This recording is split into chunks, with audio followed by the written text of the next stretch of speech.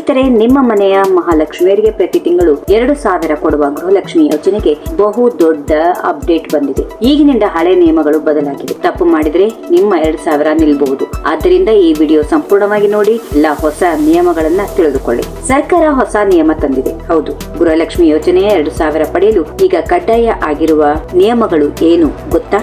ಮೊದಲು, ಅಂತ್ಯೋದಯ, ಬಿಪಿಎಲ್ ಅಥವಾ APL ration card ಇರಬೇಕು. ಇದು ತುಂಬಾ ಮುಖ್ಯ.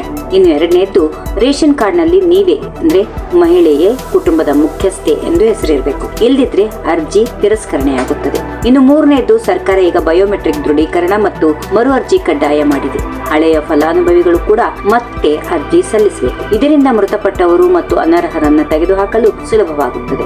ನಾಲ್ಕನೆಯ ಮುಖ್ಯ ನಿಯಮ, ಆದಾಯ ತೆರಿಗೆ ಕಟ್ಟುವ ಕುಟುಂಬ ಅಥವಾ ಜಿಎಸ್ಟಿ ಪಾವತಿಸುವ ಕುಟುಂಬದ ಮಹಿಳೆಯರಿಗೆ ಈ ಯೋಜನೆಯ ಲಾಭ ಸಿಗೋದಿಲ್ಲ. ಗೃಹಲಕ್ಷ್ಮಿ ಯೋಜನೆಯ ಮಾಸಿಕ ಕಂತುಗಳನ್ನ ಸರ್ಕಾರ ಹಂತ ಹಂತವಾಗಿ ಫಲಾನುಭವಿಗಳ ಖಾತೆಗೆ ಜಮಾ ಮಾಡುತ್ತದೆ.